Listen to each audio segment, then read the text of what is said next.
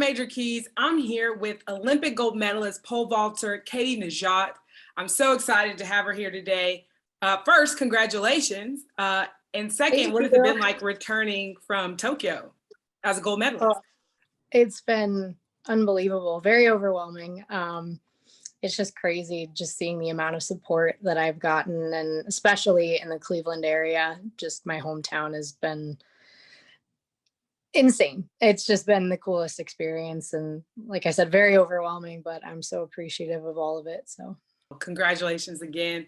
And the first question I have for you is, tell me your sports journey in 60 seconds. Okay, so from where you found sport, doesn't have to be pole vaulting or track, but what is the totality, I guess, of your sports journey?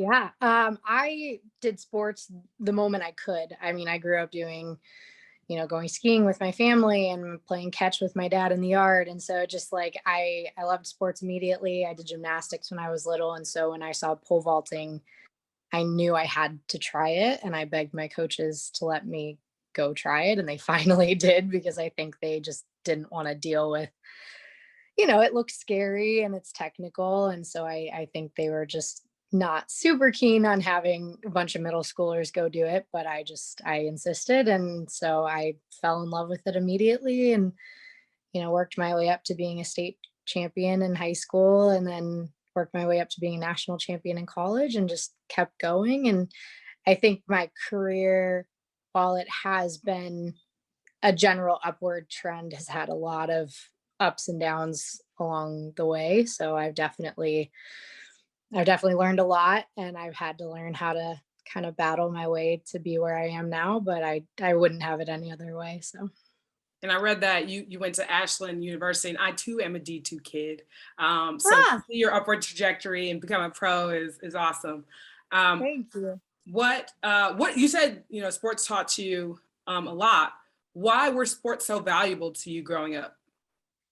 I think what I love about sports is you can't fake it. Like you can't, you can want it more than someone else, but it's either you have it or you don't. And I think it's just kind of an equalizer. So you have to work your butt off to get results. You can't just, in this day and age with social media, it's all about, instant gratification, immediate, results, whatever. And so I think sports just teaches you can't pay your way to the top. It's just, you have to just put in the work every day. And at the level I'm at, everyone has talent and potential. I mean, everybody at this level has, talent and potential, but it's who can really harness that and turn it into something more. So I really like that sports has taught me just how to work hard and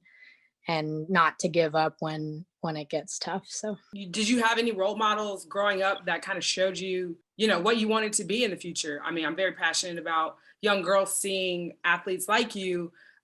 Who were those people for you?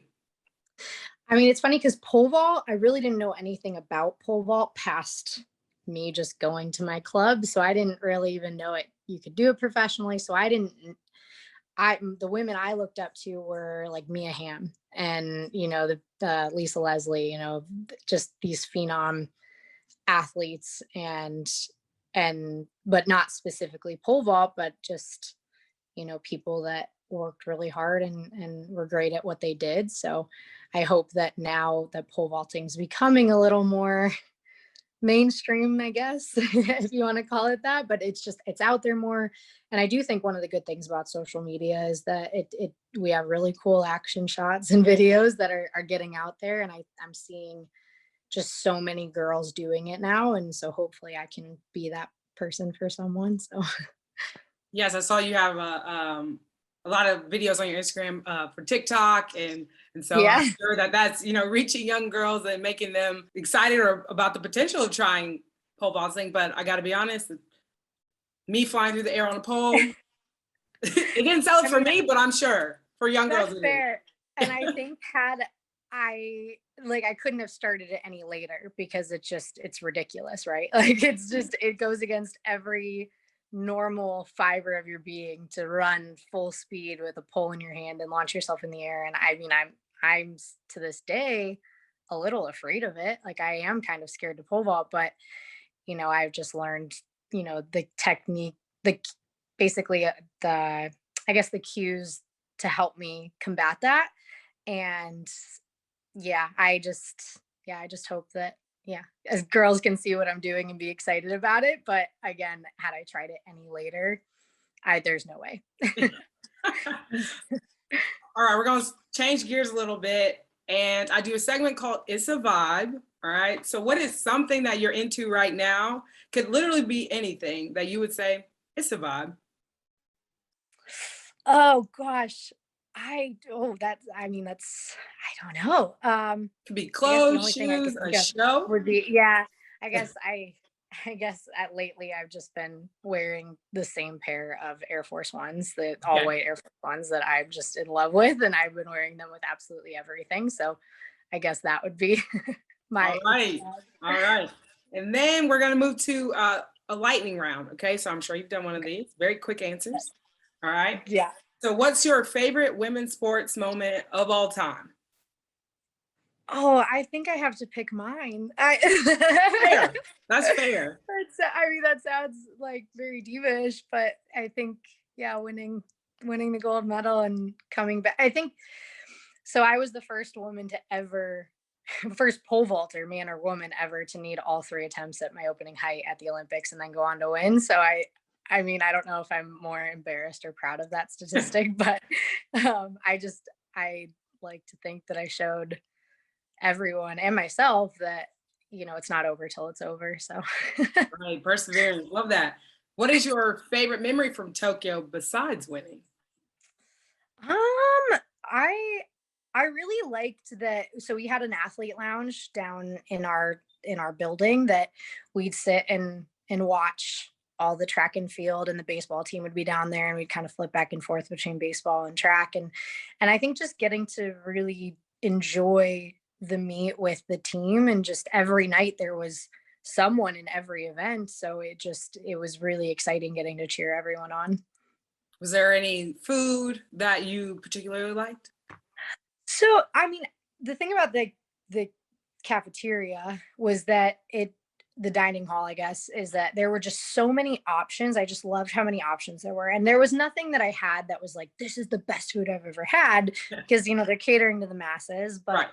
I I did really like just the diversity. There was a halal station, there was sushi. I mean, and granted, it was like cooked tuna, it was cooked shrimp, so it wasn't anything crazy. But Right. just I don't think they wanted to deal with any food poisoning. So yeah, I really liked the Asian stations and the halal station, but they had something for everybody, which was great. All right. Who's your favorite athlete? Uh it's funny because I go back and forth all the time, but I think the one that consistently stays my favorite is Phil Mickelson. I grew up like watching golf. My dad played golf. I played golf. So I would say Phil Mickelson. He's just great. And what's your dream sporting event to attend? Oh, that's good. Probably the Masters, just again in tribute to my dad loving golf, and I grew up watching it. I think unless the Browns make the Super Bowl, then going to that Super Bowl will be like the end all be all for me. All right. And your GOAT track and field athlete? Oh, I have to go with Allison Felix. That's I all. mean, she is the best, and I was just floored. Like she congratulated me when I made the team, just walking past her because she had just finished a race and I was getting interviewed, and it's like, oh my gosh, thanks. You know me. I don't think you know me, but like you're acting like you know me, and that's huge. Well, I'm sure she knows you now that you've won Yeah. the show. Maybe. That's awesome. All right. And to wrap up, so what is one major key? So the show is called Major Keys. What is one major key that you would give to young people, young girls, who want to either follow in your footsteps or go on to pursue something in sports? Yeah, I think something that I hope that I can show people is that if it doesn't happen immediately, it doesn't mean that it's not going to happen. It takes hard work and persistence. And yes, some people you look at and they just get everything immediately. But I it took me 5 years to make my first team. It took me until my senior year to win, you know, the state meet, and then my senior year to win the national meet. So it's taken me time, but as long as you can stay persistent and, you know, motivated and just, you know, find those little goals along the way, I just hope that I can show that's what I can show people. Well, again, I'm like obsessed with the Olympics, so I was definitely always tuned in. But congratulations, it's been awesome to have you. I think Thank you. you're a great role model, especially in the track and field world, but just in general for young girls to follow and emulate. So thank you so much for your Thank you. time. No, thank you. This was great. I got the keys, keys, keys.